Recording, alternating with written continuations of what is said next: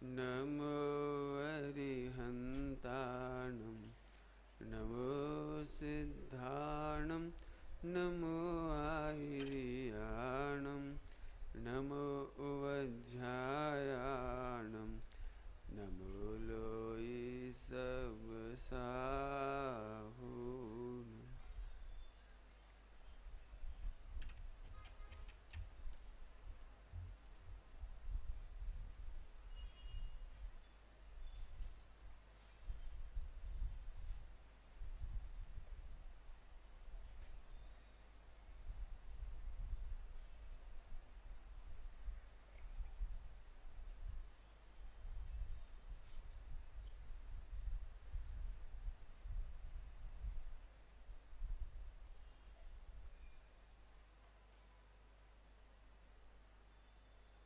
मंगलम भगवान वीरो मंगलम गौतमो गणी मंगलम कुंद कुंदायो जैन धर्मोस्तु मंगलम सर्वमंगल मांगल्यम सर्वकल्याणकारकम प्रधानम सर्वधर्माणां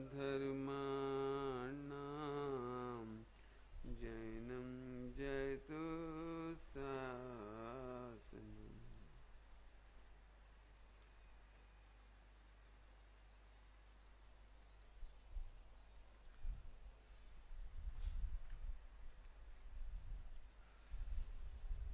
प्राग भाव और प्रध्वंस भाव की बात चल रही है।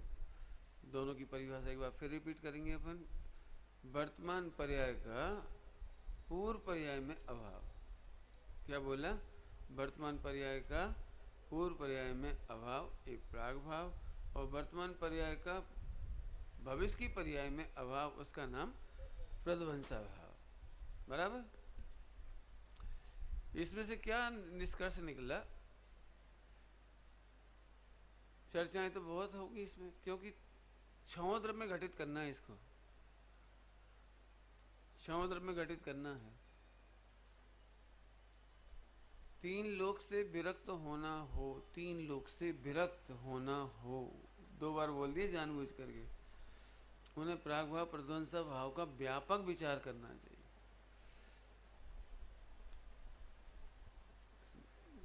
आप कहते हैं ना, हमें तो पता है, हमने तो पढ़ा चार भाव। तो छावड़ा जी एक बात कहते थे पूनम चंद जी छावड़ा जी कि तलवार बांध के रखने से वो राजपूत की तलवार नहीं होती है। रखिए ना, तो राजपूत की तलवार नहीं है, मारे उसकी तलवार मैं ऐसे कहते, मारे उसकी तलवार है। मैं नहीं डरता, मेरे पास रिवॉल्वर है, देख। और चलाते हो ही नहीं, चलाना आता नहीं है, तो रिवॉल्वर क्या करेगा? आपकी रक्षा करेगा? कमर में बंधी हुई तलवार आपकी रक्षा करेगी? ऐसे ही क्षोभसम ज्ञान आपकी रक्षा नहीं करेगा।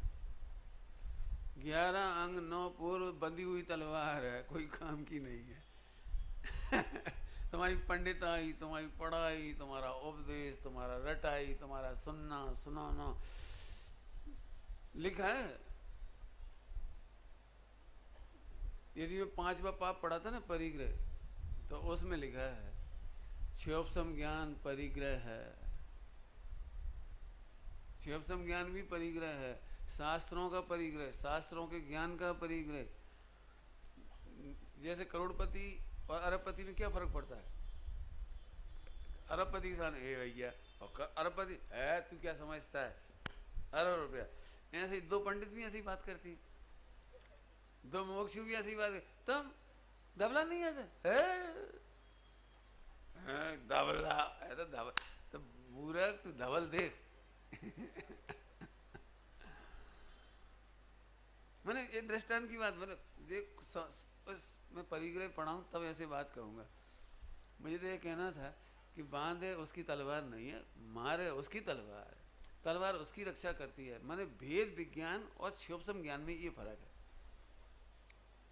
वेद विज्ञान और क्षोभसम ज्ञान में फर्क है। भेद विज्ञान क्या चीज़ होती है? मैं इसलिए आप सबकी प्रश्नों का जवाब दे रहा हूँ, आप मेरे से पूछते हो इसलिए मैं भरी सभा में जवाब दे रहा हूँ। पर्सनल जवाब मैं नहीं देता हूँ, इसलिए यहाँ ध्यान से सुन लेना आप। पंडित जी हम तो इतने साल से पढ़ रहे, कछु भाव ही नहीं, भाव नहीं मतलब कछु हुआ ही नहीं, हमें कुछ अभी भी नहीं लग रहा कि सम्यक दर्शन, हमें अभी भी नहीं लग रहा कि हम आत्मा हैं, अभी भी हमें भोगों की रुचि नहीं टूट रही, अभी भी हमें शरीर बहुत अच्छा लगता है। मैंने जितने प्रवचन तुम्हारे जा रहे हैं वो सब पत्थर के ऊपर से जा रहे, मेरे भी ऐसे ही जा रहे, चिंता नहीं करना। क्यों? क्या समझते हैं उतनी देर तो मजा आता है। रत्नगढ़ साहब का आचार्य जी में श्रोताओं के प्रकार लिखे, श्रोताओं के भेद, उसमें एक श्रोता है मिट्टी जैसा श्रोता। मिट्टी जैसा श्रोता समझते हो? पानी डालो तो मिट्टी हलवा जैसी नरम हो जाती है, एकदम नरम नरम। देखा आपने बरसात में मिट्टी कैसी हो जाती है? नरम। और फिर जब धूप पड़ती है तो चटक गई, फिर वो इतनी कड़क हो जाती है, पैर रखो तो पैर फट जाए, पैर कट जाए उस मिट्टी के ऊपर, इतनी कड़क हो जाती है। तो जब तक ये शिविर लगता है, प्रवचन मिलते हैं, आपको बहुत अच्छा लगता है। इसके बाद यदि हम अलग से आकर कहे भी ना संजीव जी आपसे, नितिन क्या कर रहे थे तुम, कहाँ बांध के ले जाओ, अभी शक्ति है नहीं, मैंने अभी कह रहे थे ना ऐसे, हाँ मैं सोचता तो मैं भी हूँ, जे है वो पत्थर मिट्टी फट गई, हाँ जानता तो मैं भी हूँ, लेकिन क्या करूं मोह है। अच्छा मोह है तो जहर खा के बता। ऐसा मोह थोड़ी, ऐसा जो जहर ही है भले आदमी, जो भेद विज्ञान की तलवार नहीं चलाते वे मौत के मुंह में हैं, वे जहर पी रहे हैं। लिखा है हा अमृत सिंधु भगवान आत्मा सबकी तरह जीवित रह रहा है, सबकी तरह, मुर्दा मुर्दा मुर्दा की तरह जीवित रह रहा है। ऐसी टीकाएं लिखी टीकाओं में, अमृत सिंधु आत्मा मृतक कलेवर मम, मृतक कलेवर में मग्न होकर के मर रहा है। मैंने इसका नाम है मिट्टी कठोर हो गई। मैंने इस बात का जवाब दे रहा हूं कि आपको कुछ नहीं होगा, 11 अंगनों पढ़ लो, कुछ नहीं होगा। समय सार जी कलश टीका में बड़े स्पष्ट शब्दों में लिखा है मतलब निर्जराधिकार में, कलश टीका खासतौर से राजमल जी पांडे साहब की, तो उन्होंने लिखा है कोई जानेगा, दो बातें कहना, पहले अध्याय की कह रहा हूँ, पहले अध्याय में जो लिखा है वो, वहां लिखा है कोई जानेगा कि द्वादशांग का ज्ञान कोई अपूर्व लब्धि है, द्वादशांग का ज्ञान कोई अपूर्व लब्धि है। मैंने जब पहली बार पढ़ा तो मुझे लगा यस यस, मुझे तो लग ही रहा था, और मैं इसी उत्तर के आशा कर रहा था आगे, लेकिन उन्होंने लिखा ऐसा तो कुछ नहीं। मैंने ऐसे समझो जैसे टायर की हवा निकाल दी हो, ऐसा तो कुछ नहीं। फिर आगे क्या लिखते हैं, अब अपने को तो प्रश्न आएगा ना, फिर क्या है, तो फुल स्टॉप के बाद लिखा है विकल्प है। फिर समझ लेना, आप करोड़ों ग्रंथ पढ़ करके भी सम्यक दर्शन नहीं कर पाओगे, क्योंकि करोड़ों ग्रंथ नहीं, वो क्षयोपम ज्ञान की तलवार बंधी हुई तलवार है, मेमोरी की फीडिंग वो बंधी हुई तलवार है। जो करण लब्धि और प्रायोग लब्धि इसको कहते हैं, उस प्रायोग लब्धि की कीमत है, माने भेद विज्ञान की कीमत है। इसलिए मैंने कहा आपको 3 लोग से जब विरक्त होना हो तो प्राग भाव प्रध्वंस भाव का विचार करना। एक बात तो बताई थी, दूसरी रह गई निर्जराधिकार की, उसमें लिखा है कोई जानेगा कि आत्मा का विचार करे तो इससे संभव या निर्जरा होगी, आत्मा का विचार करना, तो उसका भी निषेध किया। ऐसा तो नहीं, आत्मा का विचार, आत्मा का चिंतन, पंच परमेष्टि का विचार चिंतन, इससे कोई संबंध निर्जरा का संबंध तो है नहीं, आश्रम है। टीका में लिखी ऐसी बात, पढ़ लेना चाहो तो नहीं, पढ़ना ही चाहिए निर्णय करने के लिए।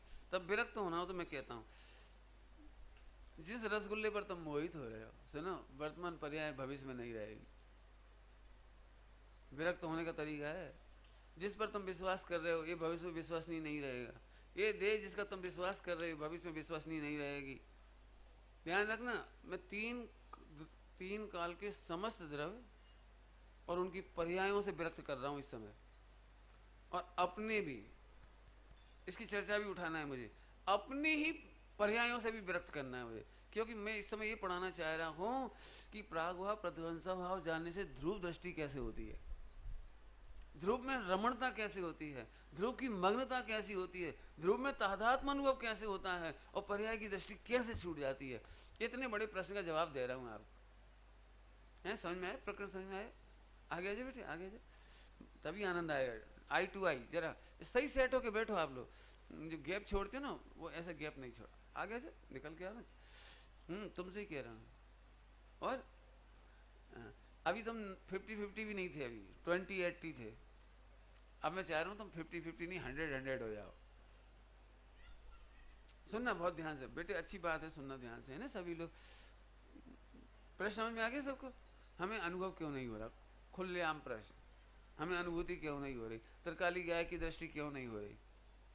वो क्यों नहीं? हम तो इतना पढ़े लिखे हैं, इतना विचार करते हैं, इतना समझते हैं, इतनी चर्चा वार्ता करते हैं, और जो जो आप कहते हैं सटावश्यक, हमने तो इतने शिविर लगवा दिए, हमने इतना दान दे दी, जो जो ये सारी लिस्ट भी हमको वो कुंठा से नहीं बचा पा रही कि हम सम्यक दर्शन नहीं हो रहा है। तो उसका जवाब है प्रागभाव प्रध्वंसभाव।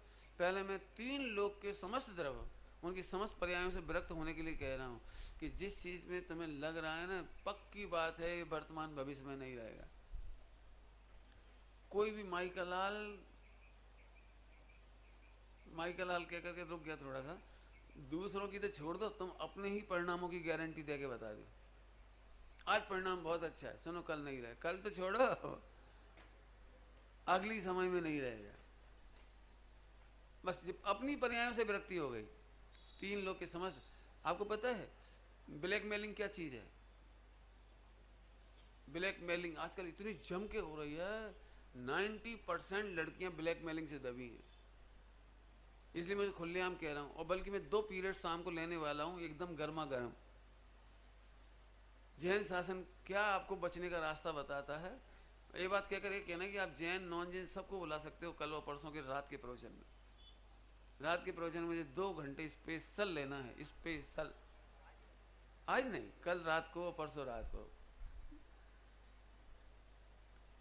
अंतिम 2 पीरियड लेने। मेरे 5 पाप में वो कुशील का प्रकरण है, उसे बचे कैसे वो बहुत मैं बताऊंगा आपको, जिनागम के अनुसार से बहुत अच्छी अच्छी बातें बताऊंगा उसमें। स्पेशल इसलिए कहता है कि आप विज्ञापन दे देना सबको। हम तो ये कह रहे कि अभी ये समझो ब्लैकमेलिंग हो क्यों रही। माने माने ढोर छाप लड़कियां अपनी सेल्फी खींच खींच के दे रही, शादीशुदा महिलाएं अपनी सेल्फी खींच के दे रही। अरे जिसका तुम आज विश्वास कर रहे हो, विश्वास भविष्य में नहीं रहेगा। दूसरी लड़कियां ठगी जा रही, नहीं नहीं नहीं मेरा वो है ना, वो तो पप्पू है, मैंने बिल्कुल भोला भाला है बेचारा। भोला भाला नहीं, सब रावण की संतान है। रावण की भी होती तो अच्छी थी। मैंने किसी को ये समझ में नहीं आ रहा कि उनके मन में क्या परिणाम होगा। अब दहशत में बैठी, एक नहीं आपको कितने केस सुनना है, कितने केस न्यूज़पेपर से लेकर सब। आजकल लड़के लड़कियों में, शादीशुदा महिलाओं में भी सेल्फी देने माने जैसे काय के लिए सेल्फी दे रहे, का सम्यक दर्शन का विषय है वो। और गजब बात तो ये होता है कि तत्व चर्चा की आड़ में फिर ये काम शुरू हो जाता है। मैं एक बात कहता हूं, बिल्कुल तत्व चर्चा लेडीज जेंट्स के बीच में नितांत बैन कर देने लायक बात। मेरे मेरे मेरे साथ रहने वाले भाइयों के नियमों में लिखा है, आप मोबाइल पर किसी को नहीं समझाओगे, किसी वो मर जाए तो बिल्कुल मर जाने दे। मैंने क्या कमाल है, इतने बड़े हिंदुस्तान में तुम ही बचे हो एक समझाने वाले। इतनी महिलाएं नहीं हैं, इतने बुजुर्ग नहीं हैं, इतने उनकी टीचर नहीं है, उनकी हेड मिस्ट्रेस नहीं है। अरे उन्हें परेशानी है तो पुलिस हेल्पलाइन है, कौन कौन सी है ना हेल्पलाइन, महिला हेल्पलाइन, मैंने कहीं नहीं उनके लगे रह तुम ही बचे वैसे। और शुरुआत तत्व चर्चा से होगी, फिर वो रोने धोने लगेगी, मेरे हस्बैंड मुझे हरास करते हैं, रात्रि में खाने को कहते हैं, होटल में खाने को कहते हैं, धीरे धीरे और रोआ पट्टी हो जाती है। सही बात है, तुम्हारा हस्बैंड खराब है। फिर वो अपने अपना जाल बिछा देता है। फिर उसे भी लगता है काश ये होता, सो निदान बंद हो जाता है। अगली बार सुन, पंच परावर्तन में तूने ऐसा एक भी आदमी नहीं है जिसे तूने ट्राई करके नहीं देखा। क्या कह रहा हूं, ऐसी एक भी स्त्री नहीं है दुनिया की जिसे तूने ट्राई करके नहीं देखा। पंच परावर्तन काय का नाम है? ऐसा एक भी व्यापार नहीं जो तुमने ट्राई करके नहीं देखा, लेकिन एक रत्ती भर सुख नहीं आया। विश्व के संपूर्ण पदार्थों को अनंत अनंत बार, जिनको अनंतों बार भोग भोग के छोड़ा, ए हैं वही नहीं नवीन चेत है मोड़ा। निर्णय करो। सुनो, तुम सोच रहे, तुम आज क्या कहो, सबसे कह रहे ध्यान रखना, तुम जो सोच रहे पंडित जी मेरा बहुत पुण्य का होता है, अच्छा व्यापार चल रहा है, हम ऐसे ऐसे कर रहे, वो कहा था ना उन्होंने लोटा डोल लेके आए थे, डॉक्टर साहब कह रहे थे ना सब सेठियों की एक ही कहानी है। तो तुम्हें जो लगता है ना तुम मूर्ख बन रहे हो, 3 लोग के नाथ होकर के, और जो पुण्य का होता है तुम्हें खेत की बेल की तरह जोत रहा है। दौड़ दौड़ कमाने के लिए 2 बजे, पहले 2 बजे मैच होता था ना IPL का, मई जून की गर्मी में, अप्रैल मई की गर्मी में, कितनी भयंकर गर्मी होती, लेकिन वो जोत रहा है, वो दौड़ धोनी दौड़ एक पांव मैदान में, एक पांव हवाई जहाज में,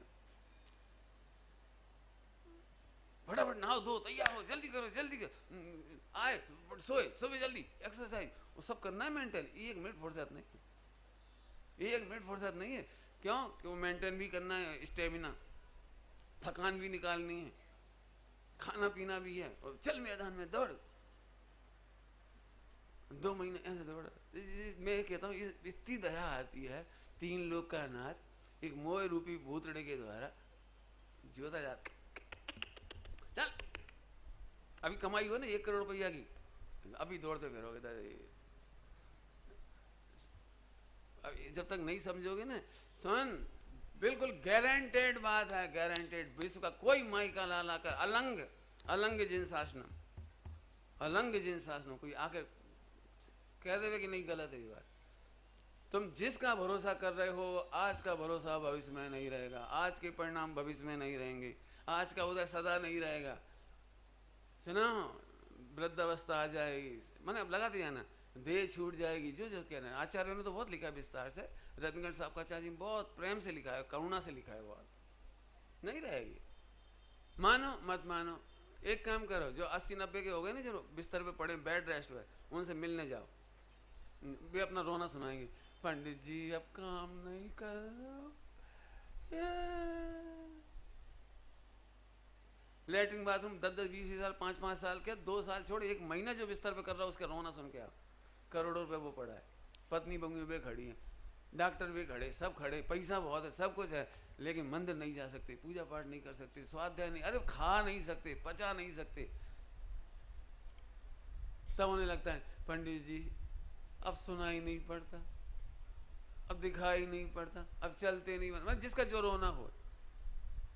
सुनो, उस समय भी तुम्हें यही प्राग भाव प्रध्वंसा भाव काम आएगा। सुनो, ये बीमारी और वृद्धावस्था और ये रोग और ये देह का छूटना, ये भी भविष्य में नहीं होगा, अगली देह मिल जाएगी। और सुनो, इस जन्म मरण का अनंत काल के लिए भी अभाव हो जाएगा, प्रध्वंसा भाव। मैंने आपको विरक्त होना है तो ये प्राग भाव प्रध्वंसा भाव का विचार। 3 लोक में कोई पर्याय स्थायी नहीं है। क्या कह रहे, क्या कह रहे? 3 लोक में कोई भी पर्याय एक समय की स्थायी नहीं है, भविष्य में नहीं रहेगी। तो अच्छी पर्याय है तो भी भविष्य में नहीं रहेगी, और बुरी पर्याय है तो भी नहीं रहेगी। बीतरागी हो गए। बाहर से तो तुम लगा ना जितना लगा सकते हो, विरक्त होना होगा तो। अब मैं अंदर में लगा के बता रहा हूं, मेरी उंगलियां फिर देखो 3, एक समय की पर्याय है। मैं प्राग भाव प्रध्वंसा से बहुत खुश हूं, 1 सेकंड की भी टेंशन नहीं है। क्यों पंडित जी? लेकिन मिथ्यात्व है, एक समय का, एक समय का, लेकिन सब अनादिकाल से है। सुनो, अनादिकाल का नहीं है, अनादिकाल से है लेकिन अनादिकाल का नहीं है। अनादिकाल का नो इम्प्रेशन मिथ्यात्व का, वर्तमान पर्याय जितने मिथ्यात्व इससे ज्यादा नहीं है। मैं न तुझे भूतकाल का स्टॉक निकालना है, न मिटाना है, न जलाना है, कुछ नहीं करना, केवल वर्तमान पर्याय का मिथ्यात्व है। तो पंडित जी वर्तमान का तो है कि इसका भी व्यय हो जाएगा अगले समय, इसलिए तू खुश हुआ और सम्यक्त हो गया। क्या बोला? तुम खुश हुए और सम्यक्त हो गया। ओ अब हमें मिथ्यात्व नहीं दिखाई दे रहा। कौन सा नियम से? भूतकाल का व्यय हो चुका है और वर्तमान का भी प्रध्वंस भाव होने से प्रकृष्ट ध्वंस, शब्द क्या है? प्रकृष्ट ध्वंस, मिट करके अभाव होगा। टेंशन काय की रही अब बताओ, टेंशन काय की रही? ये मस्त रहे, ये सम्यक दर्शन हो गया। तो साहब एक समय की है, इसमें क्या फायदा? कि सुनो, मिथ्यात एक समय का है, गंदगी कितने समय की है, बेकार कितने समय का है, और नष्ट ही हो जाएगा। अशुद्ध पर्याय की इसलिए चिंता नहीं करो, एक समय में नष्ट हो जाएगा। अशुद्ध पर्याय में दीनता मत करो, ये एक समय का है, चलो आगे बढ़ो। तो शुद्ध पर्याय तो अच्छी है पंडित जी, वो तो नहीं जानी चाहिए। केवल ज्ञान बड़े पुरुषार्थ से किया, केवल ज्ञान, और वो भी चला जाएगा, एक समय का है ना वो। तो केवल ज्ञान भी एक समय में व्यय को प्राप्त हो जाएगा, चला जाएगा। ओ इतना पुरुषार्थ और चला जाएगा कि उसका चला जाना अच्छा है। शुद्ध पर्यायों का चला जाना भी क्या बोल रहे, अच्छा है। केवल ज्ञान, पंडित जी क्या बोल रहे हो? मिथ्या चला जाएगा वो तो अच्छा है, केवल ज्ञान, केवल ज्ञान। तो आप सुनो, दृष्टांत देता हूं थोड़ा सरल, एकदम सीरियस हो गया पर सुबह सुबह एक दृष्टांत देता हूं। आप शादी हो जाए, आपकी हो ही गई, सबकी, कई लोगों की तो हो गई। अब ससुराल में जाओ, ससुराल में, और वहां पर तुम भी बैठे हो और तुम्हारा साला भी बैठा है, दो ही जने बैठे, और तुम्हारी सासू रोटी उतार उतार के खिला रही है। अब ध्यान से सुनना, मेरा एग्जाम्पल है ना। तो सासू ने जो ताजी ताजी रोटी तवे पे से उतरी, गैस के ऊपर सेकी, वो तो साले साहब को दे दी। और तुम्हें रोटी दे रही थी तो वो कटोरदान में रखी थी ना, 1 मिनट पहले वाली, 1 सेकंड पहले वाली, 2 सेकंड पहले वाली, वो उतरने के बाद, सीखने के बाद, ऐसे करने के बाद, फुग्गा फोड़ देने के बाद, फिर घी लगा देने के बाद रख दी थी, फिर वो वाली तुम्हें परसी। कैसा लगेगा? कैसा लगेगा बोलो?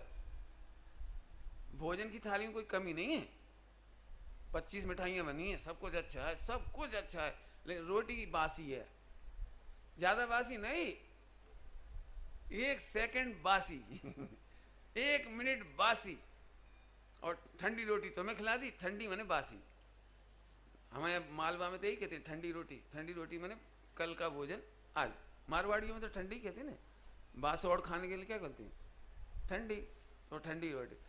तो अब अंदर अंदर तकलीफ हुई, खा पी लिए, सब कुछ हो गया, घर आकर के पत्नी को बहुत नाराज हुआ, मैं आज के बाद ससुराल नहीं जाऊंगा। बोले क्यों? मुझे ठंडी रोटी खिलाई। मैं क्या जिंदगी भर वह जाता हूँ, मैं कभी कभार जाता हूँ, इसके बाद मेरी बेइज्जती कर दी, ठंडी रोटी खिलाई। अब वो बोली ठंडी रोटी, हमारे यहाँ तो ठंडी रोटी कुत्ते को डालते हैं ठंडी रोटी तुम्हें क्यों खिलाएंगे? अब उसे विश्वास नहीं हुआ, ठंडी रोटी खिला ही नहीं सकते। तो उसे फोन लगाया, क्यों मम्मी तुमने हमारे हस्बैंड को ठंडी ठंडी रोटी खिलाई? अरे बेटा ठंडी रोटी तो खिलाने का सवाल ही नहीं, कैसे खिलाएंगे? तो क्या हुआ था? उधर उनको डाउट हो रहा है, हमने तो ऐसा किया ही नहीं। इधर इनसे फिर पूछा, बताओ ठंडी का मतलब क्या है? फिर बता दिया उसने। अब इस कहानी को यहीं खत्म कर देती, इनकी प्रॉब्लम ये सुलझाते रहेंगे, दो ही पति पत्नी अपन तो अपनी प्रॉब्लम सुलझाओ। तो ये एक समय पहले की बासी रोटी तो पसंद नहीं। आत्मा क्या ऐसा होना चाहिए मोक्ष में जो 700 करोड़ अरब वर्ष पुराने केवल ज्ञान को बासोड़ भोगता रहे। बासोड़ समझ गए? अरे सुन, ये प्रध्वंसा भाव ने ये कमाल कर दिया कि वर्तमान का ताजा केवल ज्ञान भी भविष्य में नहीं भोगेगा, नहीं भोगेगा, उसी समय का ताजा ताजा भोगेगा। अब क्या करना है बोलो? ताजा भोगना है केवल ज्ञान, अनंत सुख, अनंत चतुष्ट है कि बासोड़ भोगना है? बोलो। अब बोलो प्रध्वंस भाव का मजा है कि नहीं? इसीलिए अब फिर से कह रहे, इसीलिए किसी भी पर्याय पर दृष्टि टिकती नहीं, रमती नहीं, अच्छी लगती नहीं और बुरी लगती नहीं। अच्छी बुरी नहीं लगती मैंने बीतराग। मिथ्यात की टेंशन इसलिए नहीं है, इसलिए दृष्टि करने लायक नहीं है कि हम दृष्टि नहीं करेंगे तो भी मिटेगा वो। केवल ज्ञान की दृष्टि इसलिए नहीं करने लायक है कि वो मिट ही रहा है, हम दृष्टि करेंगे तो भी नहीं टिकेगा। पॉइंट पकड़ा? कुछ पॉइंट पकड़ में आ गया? हम पर्यायों को देखेंगे तो भी मिटेंगे, नहीं मिटेंगे। देखेंगे तो नहीं टिकेंगे, केवल ज्ञान की पर्याय देखेंगे तो टिकेगी, तो फिर काय के लिए देखे? जब बिना ही देखे टिक नहीं रहा वो, और देखने पर भी नहीं टिक रहा, तो क्यों देखे? और इसको अशुद्ध पर्याय को कि नहीं देखेंगे तो भी मिटेगा वो, तो बस सिद्ध हो गई कि अशुद्ध पर्याय हो या शुद्ध पर्याय हो, हमारी दृष्टि वहां टिकती नहीं है, टिकाने लायक नहीं दिखती है। डिसीजन हो गया, कल रात को कहा था डिसीजन, शाम को आपसे ये डिसीजन हो गया, इसलिए पर्यायों की चिंता नहीं रही, पर्यायों की परवाह नहीं रही, अब आनंद हो गया। अब उपयोग कहाँ जाएगा? आप सो बता दो, पर्याय से तो खाली हो गया वो, भूतकाल का ज्ञान में आता नहीं, फार्मूला कल का, भविष्य का हुआ ही नहीं, और वर्तमान का दिखता नहीं। ले द्रव दृष्टि हो गई, निर्णय कर लिया तो ये द्रव दृष्टि ऑटोमेटिक द्रव दृष्टि करना नहीं है, समझ में आया, उसका रिजल्ट द्रव दृष्टि है। और तुम करके बता दो पर्याय दृष्टि, कोई भी माई का लाल पर्याय दृष्टि करके बता दे। आपको बताए जिनवाणी में पर्याय दृष्टि करने का मतलब क्या लिखा है? क्या लिखा है बता सकती है? ये द्रव दृष्टि नहीं करता, इसका नाम पर्याय दृष्टि है। अनंत विश्व में ममत्व करके बैठा है, एकत्व करके बैठा है, इसका मतलब ऐसा नहीं वहां जा जाके बैठा है, जा जाके नहीं बैठा हुआ है, वो तो यहां ममत्व नहीं करता है, इसलिए वहां ममत्व होता है। एक आदमी अपने घर का एड्रेस भूल गया, या मेहमान जिसके घर जाना था उसका एड्रेस भूल गया, अब वो सब में भटक रहा है पूरे सूरत में। क्यों भटक रहा है? क्यों भटक रहा है? उत्तर बोलो। इसलिए नहीं भटक रहा है कि उसे भटकने में मजा आ रहा है वहां, अपना घर का एड्रेस या जिसके घर जाना वो एड्रेस नहीं है, इसलिए ऐसे तुम आत्मा में नहीं रमते हो या आत्मा की दृष्टि नहीं करते हो, आत्मा को नहीं समझते हो। इसका नाम तीन लोक में एकत ममत कर्तव्य भोक्तत्व है। पर्याय दृष्टि का मतलब समझ में आया? द्रव समझ में नहीं आया, इसका नाम पर्याय दृष्टि है। द्रव समझ में आ गया, बस निपट गया काम, अब टेंशन क्या बची? और नहीं तो एक काम करो, आप पर्याय दृष्टि सिद्ध करके बताओ मुझे। क्यों तुम बड़े कैसे होते हो? इस शरीर, अपनी शरीर की बात करो, इसे बड़ा कैसे करते हो? क्योंकि तुम इसे देखते हो इसलिए बड़ा होता है, और नहीं देखते रात को 8 घंटा तब थोड़ी बड़ा होता है ये। अरे बोला, अपने बच्चे का ध्यान रखना, तो कैसे ध्यान रखते हो आप बच्चे का? कैसे ध्यान रखते हो? माइक्रोस्कोप से। चलो ऊपर ऊपर की चमड़ी तो तुम देखते हो इसलिए बड़ी हो जाती है, और अंदर तो देखते नहीं, फिर वो कैसे बड़ी होती है? लीवर, किडनी वगैरह वो कैसे बड़े होंगे? अरे दृष्टि का मतलब इतना ही है कि तुम्हें जिसे देखना चाहिए, अनुभव करना चाहिए, उसका अनुभव नहीं कर रहे, इसका नाम है तुम बच्चे की दृष्टि कर रहे हो, शरीर की दृष्टि कर रहे हो, कर्मों की दृष्टि कर रहे हो। कर्म देखे कोई नहीं आज तक? दृष्टि करते हो माने तुम सुख की आशा से वहां लक्ष्य करते हो। क्या बोला? क्या बोला बेटे? कहाँ गए भैया? बोलो बेटे। सुख की आशा से जिसका लक्ष्य करते हो उसका नाम है दृष्टि। और जब सुख की आशा वहां बची नहीं तो अब दृष्टि कहां होगी? इसका मतलब ये थोड़ी कि 24 घंटे ऐसा बैठा रहेगा, इसका नाम द्रव दृष्टि, ऐसा तो नहीं है।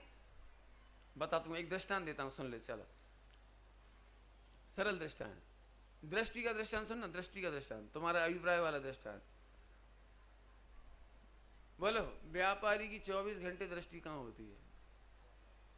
दृष्टि माने और आंख, तिजोरी देखता रहता है ऐसे ऐसे दुकान पे बैठे बैठे, और जहां जाता है वहां तिजोरी लेके जाता है, नोटों की गड्डी लेके देखता है। क्या करता है बताओ? क्या करता है? सुन, ध्यान से सुनना। जिसकी दृष्टि होती है उसका विकल्प तक नहीं करता, जिसकी दृष्टि होती है ना उसका वचन तक नहीं करता। दो बातें कह दी, जिसकी दृष्टि होती है उसका वचन और विकल्प दो ही नहीं करता, इसका नाम है दृष्टि। दृष्टांत, अब आगे चलो। बोलो, तुम दुकान पे ग्राहक से ये कहते हो, देखो बहन जी ये 5000 की साड़ी है और 20% प्रॉफिट तो बनता है हमारा, इतना हमने बड़ा शोरूम बनाया, ये करा है वो करा है, तो 20% तो लेंगे, 1000 इसका प्रॉफिट है। अब यहाँ से कह के बेच के बता दी, बेच, चलो बेच के बता दी। आप सब कह सकते हो घोड़ा घास से यारी नहीं करेगा, और 20% प्रॉफिट में से भी मेरा किराया निकलेगा, बिजली निकलेगी, लस्सी निकलेगी और जी नौकरों की तनख्वाह निकलेगी, और इतना इतना निकलेगा। हमारे घर में तो मुश्किल से 5% बचेगा, जीएसटी भी निकालना मुझे। बोलो, नहीं होता है ऐसा? लेकिन आप कह के बेच के दिखा दी। चलो, उस महिला को ये समझ में आ गई 5000 की साड़ी 6000, 1000, तो 500 तो कम कर ही सकती हो। मालूम दुकानदार कितने बढ़िया बोलता है, हर दुकानदार ग्राहक के सामने ऐसे शांति से वैराग्य भाव से रोना रोता है। जब से जीएसटी आया है सूरत तो ठप हो गया है। सूरत के बिजनेस की हालत खराब है। अब हम तो खींच खांच के गाड़ी चला रहे हैं। ये डेड स्टॉक निकालना है, स्टॉक निकालना है, इसलिए भाई साहब आप प्रॉफिट मत देना। और क्या करें आप, चलो 10% घाटा ही खा के दे देंगे आपको। बड़ा बिल बुक देना, बिल बुक लो। मैडम को समझ में नहीं आती उनकी बिल बुक, लेकिन मेरे ख्याल से लगभग हर दुकानदार ऐसे बिल बुक पटक दे। बहन जी एक काम करो, आप तो कितना बिल में देख लो, जितने में आई उसे 10 रुपए कम दे दी। बारे बात धोखेबाज। लस्सी पिलाता है, काय के लिए लस्सी पिला रहा है? काय के लिए पिला रहा है? अरे मत खरीदना, आप देख तो लो। काय के लिए दिखा रहा है? नहीं खरीदने के लिए।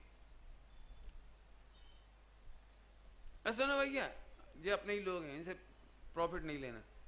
ऐसे बोलेगा नौकर को, भैया इधर आओ, इनका बिल सही बनाना है, ओवर नहीं बनाना। सुनो ना, इनका बिल है ना 20% लेस करके बनाना। अपने ही लोग हैं, 20% लीजिए तो अधिकारी भाई। ऐसे ऐसे मीली पोली पट्टी करता है और काट भी देता है 20% लेस, क्योंकि उसे पहले ही पता है 20% बढ़ा के देना है। मैंने मेरा तो कहना ये है, तू वचन से कुछ भी बोल, विकल्प तक मत कर।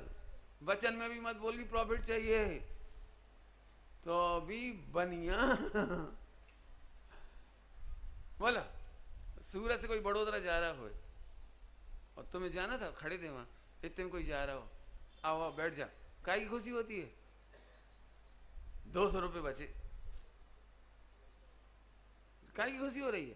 तो प्रॉफिट पे नजर नहीं होती। कौन कह रहा है प्रॉफिट पे नजर नहीं होती? एक एक सेकंड में प्रॉफिट पे नजर है भाई साहब, लेकिन विकल्प भी नहीं है और वचन भी नहीं है। ऐसे ही जिसने प्रागभाव प्रध्वंस भाव का निर्णय कर लिया, मैं गायक हूं ये कहना नहीं पड़ता और सोचना भी नहीं पड़ता। पकड़ो, मैं भिन्न हूं ये कहना भी नहीं पड़ता और सोचना भी नहीं पड़ता, निर्णय हो गया। अरे मस्त हो रहे। क्यों तुम्हें चिंता नहीं है? काय की चिंता? काय की चिंता करें? विकार की चिंता। पंडित साहब की रचनाओं में आता है, नसेंगे बे स्वयं, चिंता नहीं बेभाव की, नसेंगे बे स्वयं। हमें क्या चिंता है? सब प्रभुता, कि हमें प्रभुता प्रकट थोड़ी करनी, वो तो अपने आप प्रकट होगी।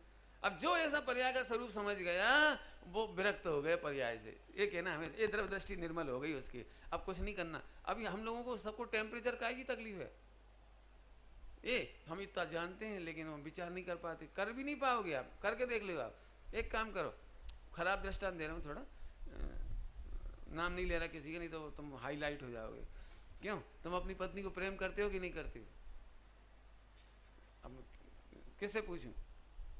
कैसी बात कर रहे हो पंडित जी? अपनी पत्नी को प्रेम कौन नहीं करता? अच्छा कैसे करते हो? अब बताओ, 24 घंटे प्रेम कैसे करते हो? 24 घंटे टेलीविजन की चोंचलेबाजी छोड़ दो, ऑफिस ये प्रेम होता है, ये तो ड्रामा होता है। ढोर, मैं तुम्हें यहाँ मिस कर रहा हूँ। अरे मिस नहीं कर रहा, तू बेवकूफ बना रहा है। अरे जिसका असली प्रेम होता है वो बताया थोड़ी जाता है, कहा थोड़ी जाता है, वो फीलिंग होती है। ऐसे त्रिकाली गाय की फीलिंग होती है, बताई थोड़ी जाती है, सोची जाती थोड़ी जाती है। नकली ऐसे बैठ गए तो फीलिंग हो गई, ऐसे थोड़ी होती है। क्यों? तुम पत्नी का प्रेम ऐसे बैठ के करते हो? ऐसे करते क्यों? तुम कितनी शेरो सारी सुनाते हो अपनी बीवी को?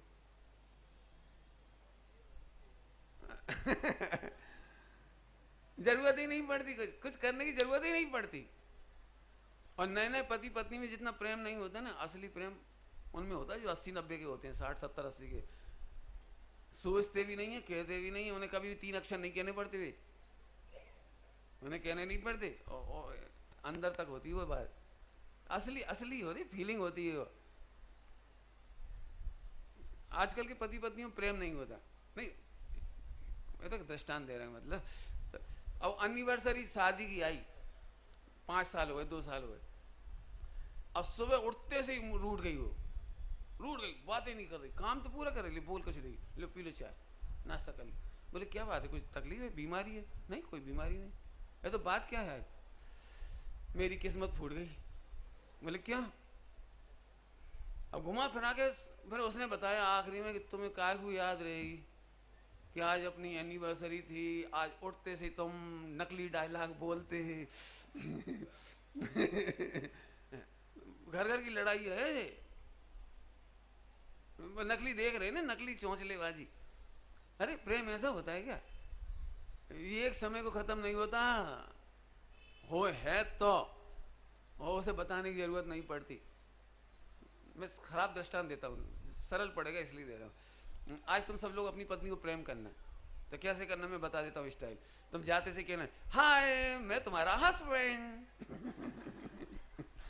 तुम्हें पता है मैं तुम्हारा पति हूँ। तुझे पता है मेरे दोस्त कह रहे थे मैं तुम्हारा पति हूँ। पापा जी के सामने जाओ, पापा आपको पता है मैं इसका पति हूँ, मैं एक समय को नहीं भुलाना चाहता।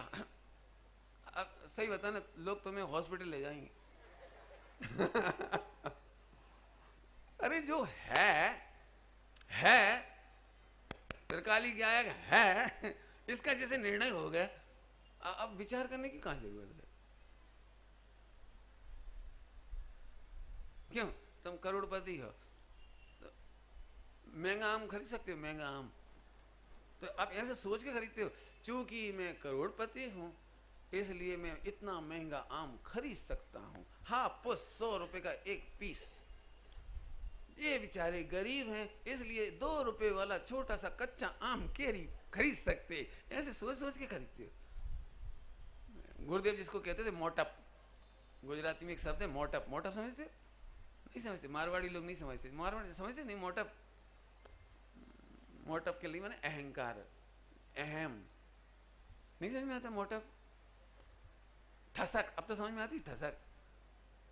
मारवाड़ी में ठसक समझ में आती, ठसक पैसे की ठसक बोलती है। जिसके पास पैसा नहीं होता वो ऐसे जय जिने भाई साहब जय जिने, और जिसमें ठसक होती ना उसे कोई जय जिने करे। क्यों? करोड़पति तुमसे जय जिने करे, गरीब आदमी से तो वो ऐसे थोड़ी करता है जय जिनेन, ठसक से बोल रहा है। और गरीब हाँ सेठ जी, हाँ सेठ जी, हाँ सेठ। जी अंतर नहीं समझ में आया? जी अंतर वो ठसक का है। अब समझ में आया ठसक? ऐसे ही 5 इंद्रिय के विषय भोगों के काल में भी जो सम्यक दृष्टि प्रवर्तता है वो ठसक गायक की है।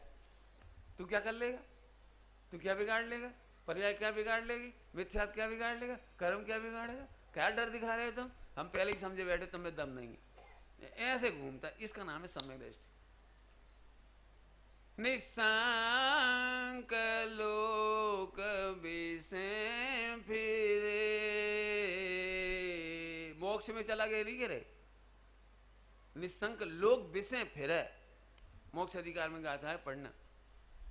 बंध जाऊंगा ऐसी कभी चिंता न उसको होए है। बंद अधिकार की गाथा पढ़ना, शुरुआत की बंद की निशंक होकर के कदली घात करता है। कदली घात समझते हो? नहीं समझ में आए ना? कदली घात मैं समझाता, पढ़ लेना उसमें। अभी तो हम तुमसे कहे ना, उल्टा नहीं लेना हो, उल्टा मत लेना, सही लेना। आचार्य कुन स्वामी की गाथा पढ़ के सुना रहा हूँ। पहले जमाने में, वैसे पहले नहीं, अभी भी अपन छत्री हो, ध्यान रखना। अपन सब मूल में छत्री हैं सब, डरना मत, राजपूत हैं अपन सब। कैसी बातें कर, अरे अपन सुधरे हुए हैं, वो बिगड़ गए, इतनी सी बात है। लेकिन छत्री है, डरना नहीं, इतिहास है मेरे पास, चिंता नहीं करना। तो मालूम क्या करते थे? तुम्हारा लड़का तलवारबाजी सीखता था, तो तलवारबाजी जब सीखते थे ना, तो अब आदमी तो मिलता नहीं कि हर किसी गर्दन काट दी जाए, तो सिखाएं कैसे उसे? तो झाड़ियों में चलाता है, पेड़ों पे चलाता है, पेड़ों पर तो तलवार लेकर के इतनी जम के काट, सबसे बहादुर वो कहलाता है इतना मोटा झाड़ हो और इतनी जम के तलवार मारे कि वो झाड़ कट के 2 पीस हो जाएं। इसको कहते हैं कदली घात। माने अपन हमारे तुम्हारे बच्चे भी जब पुराने जमाने में तलवार चलाना सीखते थे, सब सीखते थे। जितने 24 तीर्थंकर हैं वो जैसे तुम्हारे चक्रवर्ती वगैरह, तलवार कहाँ सीखेंगे? और इसकी घटना सुना हूँ आपको। लक्ष्मण, सूर्यहास खड्ग उसके हाथ में आई, याद है आपको? वो तपस्या कर रहा था, कौन? वो जो मारी गई थी ना, मारी नहीं गई थी, उसका क्या नाम था? शंभू कौन नाम था? अरे वो उसकी विभीषण के, रावण की बहन का नाम क्या है? शूर्पणखा। और शूर्पणखा का बेटा था वो, है शूर्पणखा का बेटा। वो वहां बैठा बैठा तपस्या कर रहा था 12 वर्ष। अब जब वो आई विद्या सिद्ध होने का नंबर, उसी समय पे वहां आए लक्ष्मण, और तलवार आती देखी तो उन्होंने पकड़ ली, सूर्यहास खड्ग। और फिर उन्होंने तत्काल विकल्प आया कि ये अच्छी है कि नहीं, इसे चेक करने के लिए उन्होंने वो जो जहाँ बैठा था ना, वो जहाँ बैठा था उसके छोरमोटों में, झाड़ियों के अंदर, बांसों की झाड़ियों में बैठा था, बांसों की झाड़ियों, तो वो दिखाई नहीं उन्हें, बेल चढ़ी हुई थी सब में। तो जैसे ही उन्होंने ऐसे चलाई वो तलवार पूरी ताकत से, सो सैकड़ों बांस कटते कटते उसकी गर्दन भी उसमें से कट के निकल गई। इस घटना के बाद फिर वो सारी घटना बढ़ी, शूर्पणखा आई, फिर वो रावण की लड़ाई हुई, वो सब उसके बाद हुई। मैं इसलिए सुना रहा हूँ, लक्ष्मण ने ऐसे चलाना सीखा था। तो हमारा मतलब ये अब क्यों, तब कैसे चलाएगा? बोलो, सम्यक दृष्टि कैसे सीखेगा बेटा? नमो अरिहंतणम नमो सिद्ध, ऐसे करेगा। रामचंद्र जी तलवार कैसे चला रहे होंगे? हे भगवान, संगी पंचेंद्री, भगवान आत्मा, कारण परमात्मा, मर नहीं जाए, ऐसे युद्ध कैसे होगा? इसको मैं कह रहा हूं कि विचार कर करके सम्यक दृष्टि नहीं होता, विकल्प कर करके सम्यक दृष्टि नहीं होता। इसकी ठसक के बल पर वो प्रवृत्ति करता है तो निर्भय होके करता है। इसका नाम है निसंक सम्यक दृष्टि। पापाचार में निसंग नहीं है वो, योग्य प्रवृत्ति के काल में विचार कर करके नहीं करता। नेमिनाथ भगवान शादी करने कैसे जा रहे होंगे? तो लोगों को ऐसे ही लगता है इतना गंदा काम शादी, तो ऐसे जा रहे होंगे, चलो भैया कर्मों का उदय है, मजबूरी में शादी करना पड़, ऐसे कर रहे हो। मन तुम क्या समझते हो? सहज बैठते हो, निशंक होते हैं। यदि ऐसा नहीं है, एक बाजूबंद ऐसे बांध दिए, एक ऐसे बांध दिए, बाजूबंद प्रॉपर बनना चाहिए, पूरा ड्रेस अप प्रॉपर होना चाहिए। इसका नाम है सम्यक दृष्टि। ऐसे नहीं, अपन ने तो सम्यक दृष्टि ऐसी कल्पना कर ली, उन्हें तो क्या लेना देना, चाह जैसा कपड़ा सुमत प्रकाश जी जैसे लटका लिया, चाह जैसे ऐसे खा लिया, चलो भैया भोगों में सुख नहीं, ऐसे कर दिए। ऐसी बात सुनकर तुम्हें उल्टा लगता होगा, हे कैसी बातें कर। यही तो हम कह रहे हैं, प्राग भाव प्रध्वंस भाव समझ करके पर्यायों की चिंता नहीं रहेगी। अपने स्वयं काल में वे नष्ट होती हैं, स्वयं काल में उत्पन्न होती हैं, और मैं मात्र ज्ञाता दृष्टा ही हूं। तुम विकल्प करो तो भी जल्दी केवल ज्ञान नहीं आएगा। केवल आदिनाथ भगवान को 1000 वर्ष लगा तो लगा ही, जल्दी नहीं आया तो नहीं आया। और ऐसी तुम्हें भी जब आनी पर्याय तब आएगी। अब मैं पूछ रहा हूँ, जब आना जब ही आएगी, तो टेंशन क्यों करना? लेकिन मिथ्या दृष्टि कैसा होता है उसका दृष्टांत सुन लो। मिथ्या दृष्टि का दृष्टांत, आप सूरत रेलवे स्टेशन पर खड़े हो, अनाउंस हो रहा है 2 घंटा लेट है, फिर भी आप मैंने उसको ये भी नहीं पका है कि इधर से आएगी कि इधर से आएगी, देखते ही रहे। उसे क्या लगा जैसे देख रहा था वो खींच के जल्दी आ जाएगी क्या? फिर देखेगा, बाद में मालूम पड़ी यार ये तो मालगाड़ी थी। ऐसे तो देख का ये लिखा का के लिए 2 घंटे बाद आएगी। काल लब्धि इसी के लिए है, तू निश्चिंत रहे, काल लब्धि अपने समय से आएगी। तू नहीं देखेगा तो आएगी, तू देखेगा तो आएगी, ऐसा नहीं है तू नहीं देखेगा तो आएगी। मैंने अब यह शरीर का दे दिया, ये जैसा बड़ा होना वैसा हो ही रहा है। तुम सोचो तो बड़ा हो रहा है, नहीं सोचो तो बड़ा हो रहा है। इस वस्तु की स्वतंत्रता समझ लो, ये द्रव दृष्टि हो गई। द्रव दृष्टि करने के लिए द्रव द्रव द्रव द्रव अनंत गुण ऐसे करने से कुछ नहीं हो। डॉक्टर साहब ने कल रात को कहा था, तुम जैसे समझ में आ जाए 3 काल की पर्याय की चिंता खत्म, अपने में अपनापन आ गया, बस निपट गया। अब हमें पर्यायों की चिंता नहीं रही, काम करने की चिंता नहीं रही, जो हो रहा है वो सहज हो रहा है। जैसे अपने में लगा ऐसे सब में लगा लो तो विरक्त हो जाओगे। पत्नी का सिर दर्द है और तुम्हें बड़ा प्रेम है, तो तुम रोने लगते हो क्या? बताओ क्या करते हो? फिर इलाज करा देते हो। अब वो कह रही तुमने इलाज करवा दिया, इंजेक्शन लगवा दिया, डॉक्टर को दिखा दिया, फिर भी मेरा सिर दुख रहा है। अब क्या उत्तर है अंतिम? भाई सब करा दिया, अब अभी सिर दुख रहा है, अब क्या उत्तर है आखिरी में? भाई देखो अब तो 2 दिन में उतरेगा। यही तो कहोगे, 2 दिन मैंने काल लब्धि, तो 2 दिन तक घड़ी देखे तो उतरेगा। अब 2 दिन बाद काल लब्धि आएगी, सिर दर्द दूर होने की, बुखार उतरने की 3 दिन में आएगी, 24 घंटे में आएगी, जैसी आएगी। डॉक्टर ने कह दिया ना आपको, तो आप निश्चिंत होते हो कि देख देख के विकल्प करते हो। मेरा मतलब है सम्यक दर्शन हो या मिथ्या दर्शन, मिथ्या दर्शन टालने के लिए भी पर्याय मत देखो, और सम्यक दर्शन केवल ज्ञान लाने के लिए भी पर्याय मत देखो। ये निर्णय हो गया, बस यही द्रव्य दृष्टि है। हम तो परिपूर्ण थे ही, ज्ञायक तो परिपूर्ण, ध्रुव था ही, बस हमारा काम हो गया। ये है द्रव्य दृष्टि करने की विधि। विकल्प करने की कोई जरूरत नहीं पड़ेगी, ऐसा निर्णय कर लो। ऐसा निर्णय करो जिसमें विकल्प का काम ही ना दिखाई दे। हम सब तो इसलिए परेशान है, पंडित जी प्रवचन सुनते तब तो बहुत अच्छा लगता है, फिर विचार ही नहीं आते। ये तो हमारे संग भी गुजरी है बात, हम भी पहले परेशान हुए। फिर मैं सोचता जब मैं प्रवचन की गादी पर इतना बोलता हूँ तो अपने अंदर नहीं हो तो आता कहाँ से? बाद में तो तुम भी सोच के देखना, तो नहीं आएगा। जो चिंतन इस गादी पर आता वहां नहीं आता अकेले, इसका मतलब अपन बेवकूफ है। बोला मैं एक बहुत अच्छा दृष्टांत देके छुट्टी नहीं हुई टाइम में, आकुलता नहीं करना। दृष्टांत से ना, क्यों? अच्छे की परिभाषा क्या है? अच्छे की, करोड़पति की परिभाषा क्या है? बहुत सारे दृष्टांत दे रहा हूं, एक साथ 2-3 है। बताओ, 90% से पास हुआ, डिग्री है पास होने की, इसलिए इंटेलिजेंट है, या इंटेलिजेंट था तो डिग्री 90% की मिली? पहला दृष्टांत। मैंने 10,000 रुपए खर्च करे इसलिए करोड़पति हूं, या करोड़पति हूं इसलिए 10,000 खर्च करने में टेंशन नहीं हुई?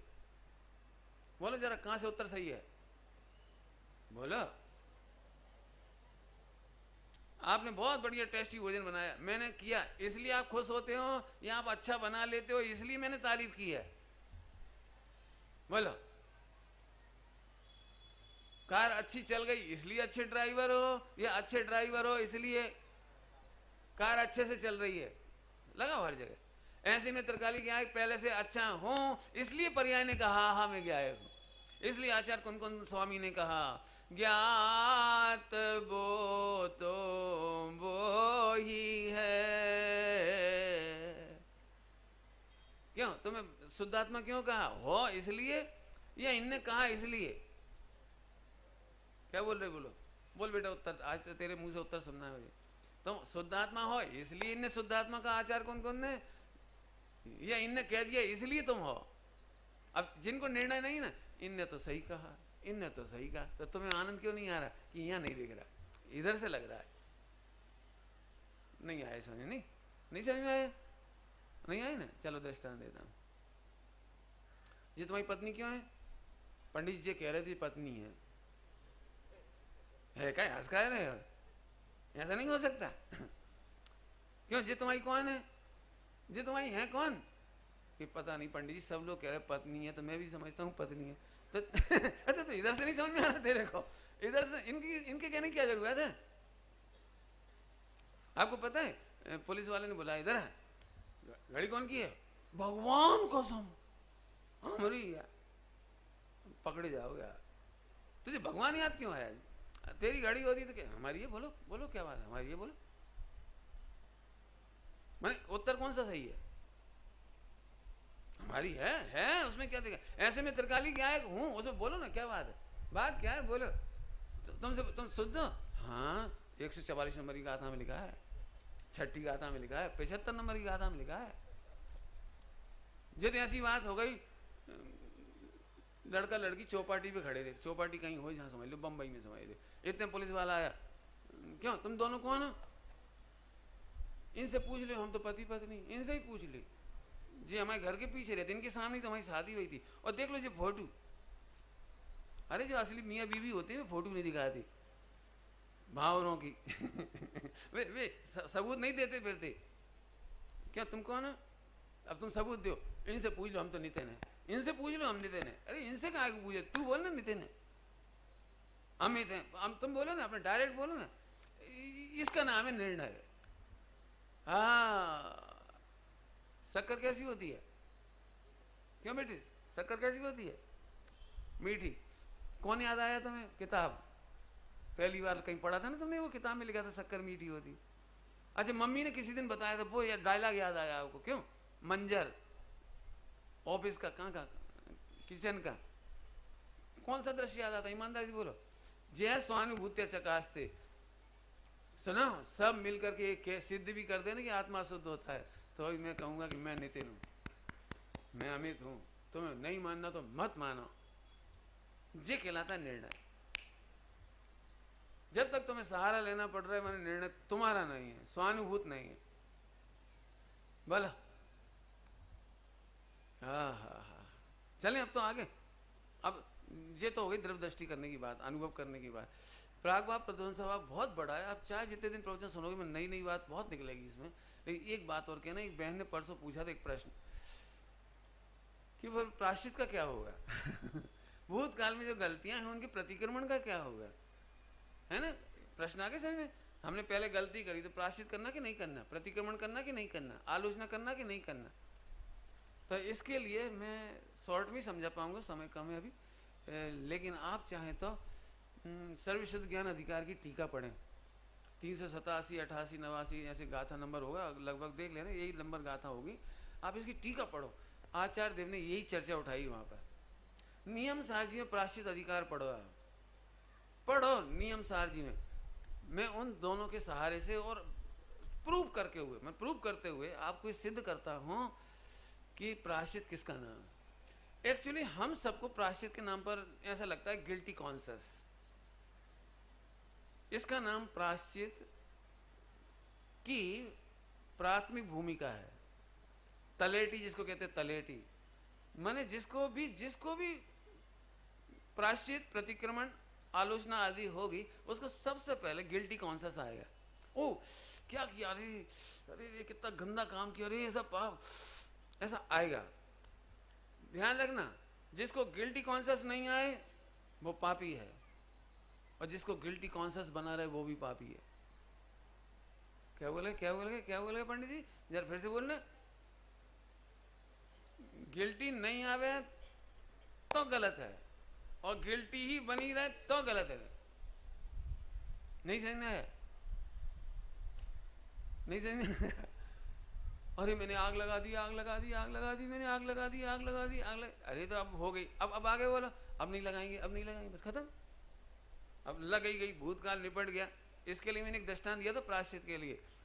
गधा बोल दिया, गधा बोल दिया, गधा बोल दिया, तो इससे तो तुम्हें गधा ही गधा फोकस हो रहा है। ऐसी गलती करने का निरंतर उसे याद रखते रहने में प्रायश्चित नहीं हो रहा है, गलती फोकस हो रही है। गधा नाम की गाली का त्याग किया था, तो अब एक बार निकल गई तो निकल गई। अब उसे सोच सोच के गधा ही गधा क्यों बोल रहे हो?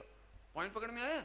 ऐसे ही इसमें कोई दो राय नहीं है। कमजोर भूमिका में खेद आता है, लेकिन खेद बना रहना पुरुषार्थ नहीं, पुरुषार्थहीनता है। खेद आना भी चाहिए, आता भी है। छठे गुण स्थान तक खेद आता ही है, लेकिन खेद आने पर भी दीनता नहीं आती, और आखिरकार भेद विज्ञान करके उस खेद को मिटा देते हैं। ये पुरुषार्थ है। इसके बल पर गुणस्थान बढ़ जाता है, गुणस्थान बढ़ जाता है। अब मैं प्रायश्चित का अर्थ करता हूं। प्रायश्चित का अर्थ मेरी सच्ची घटना हुई थी, उसी को सुना देता हूं, शॉर्ट एंड स्वीट, ज्यादा लंबा नहीं करता हूं, पहले सुनाई भी होगी शायद। मेरे पैरों के नीचे आकर के कांकरोच मर गया। मैंने जूता पहना, जूता रेलगाड़ी के अंदर, तो कांकरोच था उसमें। अब पैर डाल दिया तो आधा पिस गया बेचारा। अब कुछ है इसके अंदर, इसलिए मैंने पूरा पैर नहीं डाला। उतरना जरूरी था, रेलवे स्टेशन आ चुका था, तो मैं उतरा। उतर के जैसे ही जूते को पलटा तो उसके अंदर कांकरोच था। हाफ क्रैश हो गया था वो। अब कोई रास्ता ही नहीं था, अब क्या करते? मेरे मन में बहुत गिलानी हुई। घर गया, भोजन का टाइम था, भोजन करने में मन नहीं लग रहा था। तो चलती रही वो पिक्चर कि मैं उस बेचारे को समाधि भी नहीं करा सका। मैंने उस समय की बात कर रहा हूँ, नमोकार मंत्र भी नहीं सुनाया और छोड़ के चला गया। मैं कैसे मर गया होगा, क्या हुआ, वही पिक्चर दिखती रही। बहुत बैराग छाया रहा। अपन ऐसे होते तो क्या होता, अपना एक्सीडेंट में कोई छोड़ के चला जाए तो क्या होगा। बहुत चिंतन चला, बहुत चला। फिर करें क्या, ये नहीं समझ में आ रहा था। प्रायश्चित में क्या करें? तो 5 रुपये मंदिर में डाल दें, पहला ऑप्शन। तो मैंने कहा ये तो कोई तरीका नहीं हुआ, ये तो रिश्वत देने जैसी बात हो गई इसमें भगवान थोड़ी खुश हो जाएंगे कि वेरी गुड सुमत, बहुत बढ़िया, अपना तो 5 रुपये का फायदा हुआ ऐसा तो कुछ है नहीं। तो अब करें क्या? फिर एक दिन भोजन मत करो, फिर इससे क्या होगा? मैंने बहुत सोचते रहे, बहुत सोचते रहे, बहुत सोचते रहे। फिर एक जो उत्तर आया वो मैं आप सबको बता रहा हूँ प्रायश्चित का। जहां से गलती हुई है वहां से विचार करो, इसका नाम प्रतिक्रमण है। गलती हुई कैसे? कि हमने बिना देखे पैर डाले जूते में, बिना देखे पैर डाले जूते में, इसलिए मरी। ठीक है, यही मेरा प्रायश्चित है आज के बाद। आज के बाद जब भी चप्पल और जूता पहनेंगे और टॉर्च लेकर चलेंगे, टॉर्च से देखेंगे, उसे उलट पुलट करके, पैर से भी यदि पहनेंगे तो हला करके, उससे लाखों मच्छर बचे अभी तक, लाखों मच्छर बचे होंगे अभी तक, चिंटियां बची हैं ढेरों। मैंने बहुत बढ़िया मेरी सद्बुद्धि को, यदि मैंने ये प्रायश्चित नहीं किया होता तो मैं लापरवाह रहता, 5 रुपये डाल के निश्चिंत हो जाता, एक टाइम भोजन छोड़ के मैं निश्चिंत हो जाता। लेकिन मैंने निश्चिंत नहीं हुआ, मैंने उस प्रायश्चित को सारे जिंदगी निभाऊंगा मैं। ये मेरी टॉर्च, उसी का प्रायश्चित है आज तक। और अभी से नहीं, कब से? जब मैं कॉलेज में पढ़ा रहा था ना, 10 साल प्रोफेसर था, उस समय भी मेरे हाथ में टॉर्च थी। जे कपड़े नहीं थे उस समय, शर्ट पैंट ही थे, तो भी मैं टॉर्च लेके सड़क पे चलता था, भोपाल की सड़कों पर। मैंने उस प्रायश्चित का निर्वाह किया। एक प्रायश्चित बताया। अब बताओ, रोते रहने से उपाय निकला या सही उपाय करने से उपाय निकला? अब प्रायश्चित किसका नाम है? कई लोग इसी का ही नाम समझते हैं, हाय हाय हमने गलती करी, हाय हाय। तो हाय रोना क्या उपाय? सुनो, बोलूं अच्छी भाषा में, बोलूं बहुत अच्छी भाषा में बोलूं।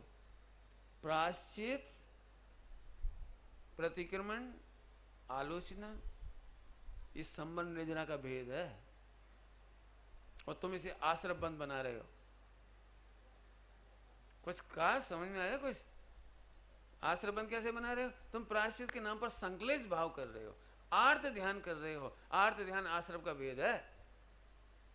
जिन वाणी ये कहती है एक समय पहले गड़बड़ हो गई हो, दूसरे समय फ्रेश। कल पढ़ा दिया प्राग भाव, फ्रेश मैंने उसकी चिंता नहीं कर, आगे नहीं होना चाहिए गलती, आगे नहीं होना चाहिए। तो कैसे नहीं होगी? गाय का भेद विज्ञान करो, आनंद करो, बस आनंद करोगे तो नहीं होगी। आपको पता है दुखी आदमी से अनंत पाप होते हैं और प्रसन्न आदमी से एक भी पाप नहीं होता। जल्दी कह गए हम, कहना तो 1 घंटे में चाहिए इस बात को, इस बात को 1 घंटे में कहना चाहिए। क्या? दुखी आदमी से अनंत पाप होते हैं। मैंने होमवर्क दे दिया, कर लेना। जब जब दुखी होगे ना, आप दुखी हो तो पत्नी की मुस्कुराहट में भी आग लग जाएगी। हे तू हंस रही है।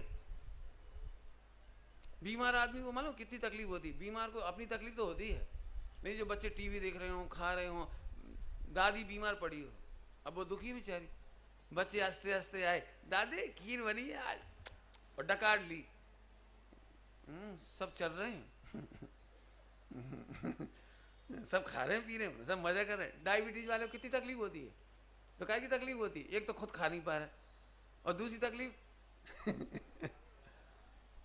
आप समझ गए? दुखी आदमी सबके दुख में निमित्त होता है। दुखी आदमी अनंत गलतियां करता है, क्रोध करता है, मान करता है, सब करता है। देख लेना आप ढूंढ के। सुनो, प्रसन्न आदमी मोक्ष में जाता है, और प्रसन्न आदमी ना तो पाप करता है और ना प्रसन्न जीव के निमित्त से पाप होते हैं, बल्कि उसे देख देख के कहते भाई तुम कैसे शांत रह जाते हो, हमें बताओ। आया समझ में? आया? थोड़े में नहीं, बहुत विचार करके विचार करना इसको अच्छा शांति से। चलो, तो प्रायश्चित का मतलब समझ में आया? रोना धोना आर्त ध्यान है। जिनमानी की पहली ढाल, वो 6 डाला की पहली ढाल लोग आर्त ध्यान से पढ़ते हैं, उसी को अच्छा भी समझते हैं। जो उसके प्रवचनकार होते हैं ना, सबको रुला देते हैं। जब आज का प्रवचन बहुत अच्छा हुआ, सबकी आंखों में आंसू आ गए, और वे लोग भी याद रखते हैं आज का प्रवचन गजब है। डरते डरते घर आए, कांपते कांपते सोए, सपने में नरक ही नरक दिखा। अरे भले आदमी, रास्ता तो बताया ही नहीं तुमने उसे,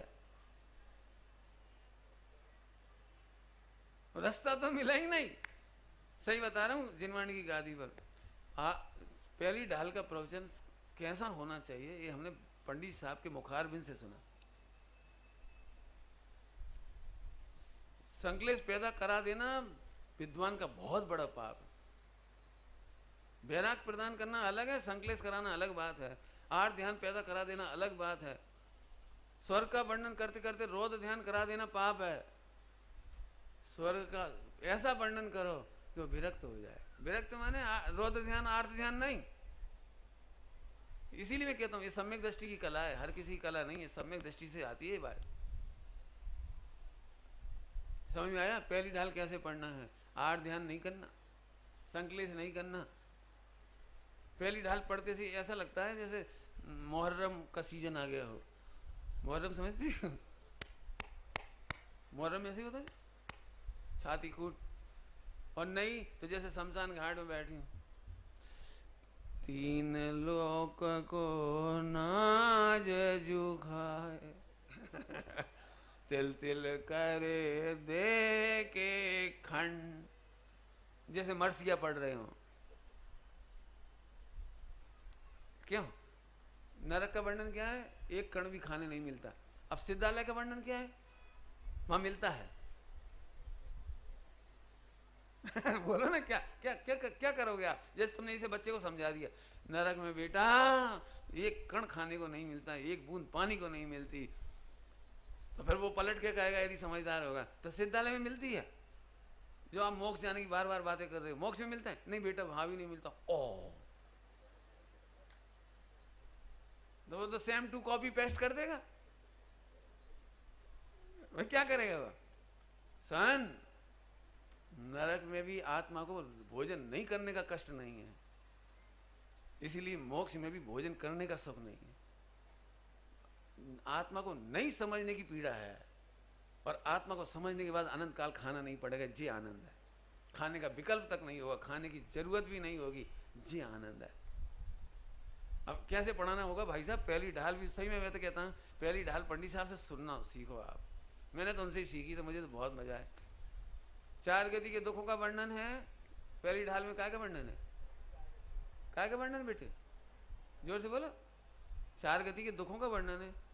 पंडित साहब कहते हैं तुम गलती कर रहे हो, वहां पहली लाइन कुछ और लिखी है। भूल आपको अपने को भूल जाने का, गायक को भूल जाने का, परमात्मा को भूल जाने को। त्रिकाली गायक परिपूर्ण, इसको भूल जाने की बात है। हाँ, सम्यक दर्शन बिन दुख पाए, आखिरी में स्पष्ट लिख दिया। यहाँ पर्याय से लिख दिया, वहां त्रिकाली स्वभाव को भूलने से लिखा, वहां कारण से या कार्य से लिखा है, साफ साफ लिखा है। लेकिन इन दो लाइनों पे नजर नहीं जाती है। जब भी नरक का वर्णन पढ़ाएंगे, दो लाइन खा जाएंगे, अपने बच्चों को अधूरा ज्ञान देंगे। तुम लोग नहीं देना, इसलिए कह रहा हूं, ध्यान रखना बेटे। पहली ढाल रोने के लिए नहीं है।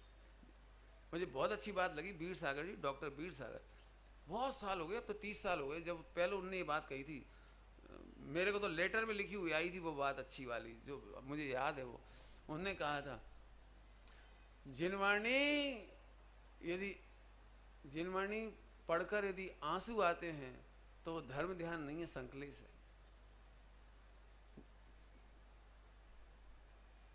आर्त ध्यान है। सुनाओ, जिनवाणी ऐसे पढ़ो कि धर्म ध्यान हो। कि बहुत जिम्मेदारी है पढ़ने में, बहुत मेहनत है। इमोशनल होके पढ़ा देना बहुत मूर्खता ही है। चलें, क्या कह रहे थे? हाँ हाँ हाँ, सुनाओ, जिनवाणी माता आंसू पहुंचने के लिए मिली है, रोने और रुलाने के लिए नहीं मिली है। तो ऐसे प्रायश्चित करो। अब टाइम तो मेरा हो गया और मैं प्रायश्चित प्रतिकरण तो पूरा नहीं कर पाया। एक डायलॉग जो बोल रहा हूँ वो बहुत टॉनिक वाला है, उसके लिए 5-6 घंटे प्रवचन लगे, इतना है। लेकिन देना मेरा फर्ज है, खोलना तुम्हारा कर्तव्य है। मैंने तो पहले ही कहा था, तलवार चलाओगे तो ही काम आएगी, रखने से तो आएगी नहीं। तो चलाना इस तलवार को।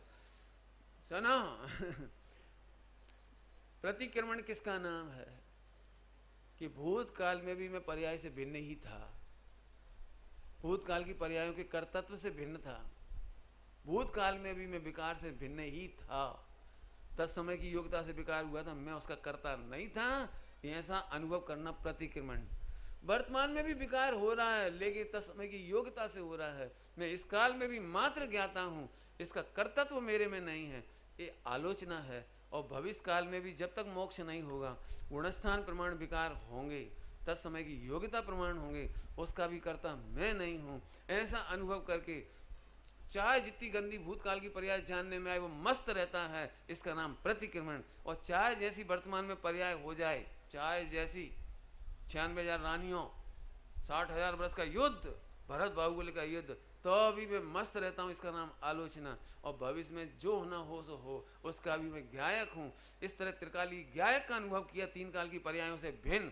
इसका नाम है प्रतिक्रमण, आलोचना और प्रत्याख्यान। प्रत्याख्यान, प्रत्याख्यान शब्द है भविष्य का।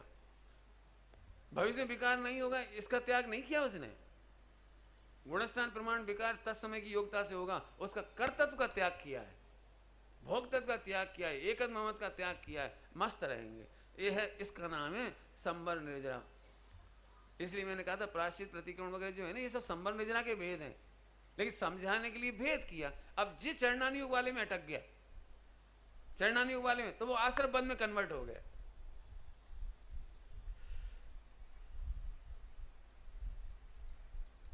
दृष्टांत दे दे रहे, और क्या करेगा, एक दृष्टांत देके बाद छुट्टी करेंगे। क्यों बुरा नहीं मानना, डरना नहीं, सबकी बात है, तेरे से तो कह ही रहा हूँ। तू सामने बैठा तो फंस गया, और क्या है, बैठे तो सब वैसे कोई से ही फंसा सकता हूँ।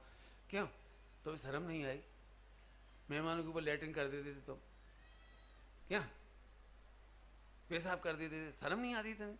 ये नहीं लैट्रिन बाथरूम में जाए, बिस्तर में हजारों बार बिगाड़ दिए तुमने बिस्तर, तो शर्म नहीं आती? अब इसका क्या जवाब है, बोलो? क्या था, बोलो क्या जवाब है, बोलो? रोएं, माथा पीटें, क्या करें? बोल तीर तीर क्या करें, माथा पीटें? अब ये कहलाया प्रतिक्रमण। वो प्रतिक्रमण। पंडित जी उस समय हम कर क्या सकते, योग्यता ही नहीं थी उस समय, हम इतने से थे, इतने से थे। अब चाहे नरेंद्र मोदी ले लें, चाहे राष्ट्रपति ले लें, कोई ले लें, हमें गोद में, हमें तो लगी थी तो हमने कर दी। हमारी योग्यता ही थी। पॉइंट पकड़ो, योग्यता, भूतकाल की योग्यता का विचार करके ही तो आप अच्छे हो। बोला अब मान के चलो अभी वर्तमान में बीमार हो जाओ और लघु संकट छूट जाए, बीमार हो जाए एकदम, कोई नहीं सह पाए, निकल जाए, तो अब क्या कर, वर्तमान में क्या करोगे? वर्तमान में क्या करोगे बता?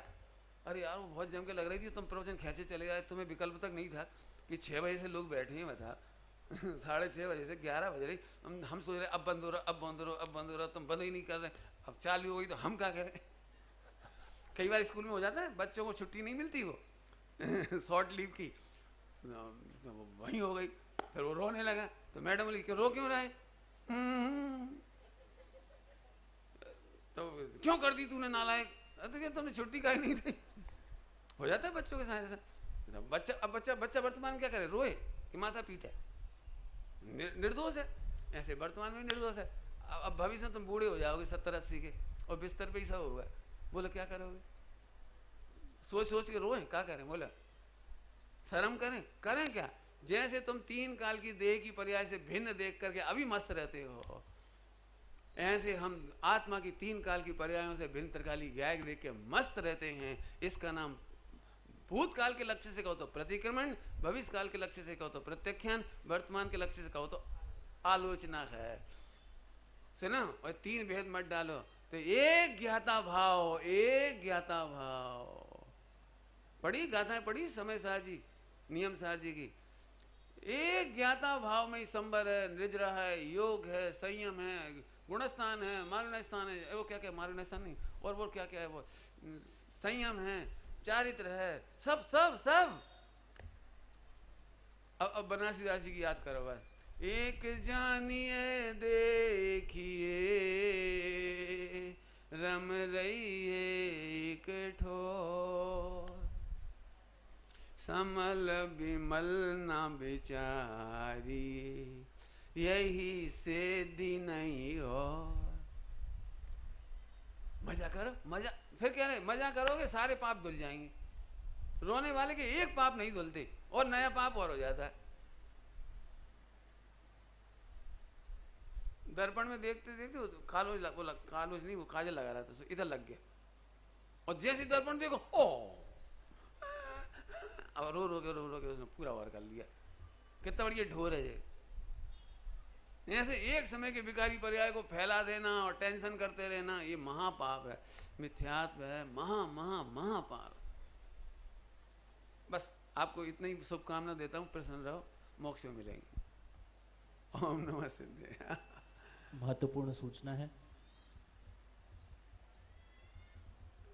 मोह का विध्वंस करने वाली प्रध्वंसवा भाव को हमने बहुत सुंदर रीति नीति से सुना, कैसे उसको भाया जाए, कैसे अपने जीवन में उतारा जाए। सूचना ये है कि आज शाम को जो प्रवचन 8 बजे होता है आदरणीय सुमत भाई साहब का, वह 7:45 से होगा। 15 मिनट पहले से कार्यक्रम शुरू होगा। 7:45 से 8:45 सुमत भाई साहब का प्रवचन रहेगा। तत्पश्चात